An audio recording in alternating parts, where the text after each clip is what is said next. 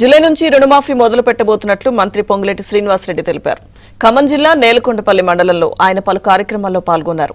ఈ సందర్భంగా ఏర్పాటు చేసిన సభల్లో ప్రజల నుంచి వినతులను స్వీకరించారు.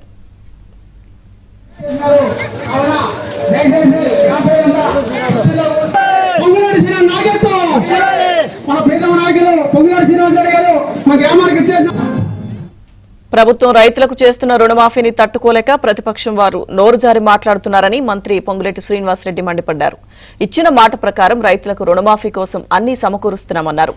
రైతులకు 31,000 కోట్లతో రుణమాఫీ చేస్తామన్నారు. పేదవారికి ఇచ్చిన మాట నెరవేర్చడం కోసం ప్రభుత్వం వెనకడుగు వేసే ప్రసక్తే లేదని శ్రీనివాసరెడ్డి స్పష్టం చేశారు. చాలా విషయాలు చెప్పారు. రాష్ట్రంలో మార్పు కావాలి, పేదోడు ప్రభుత్వం రావాలి అని యావత్ తెలంగాణ ప్రజలు తెలంగాణ రాష్ట్రంలో ఇందిరమ్మ రాజ్యాన్ని తెచ్చుకున్నాం.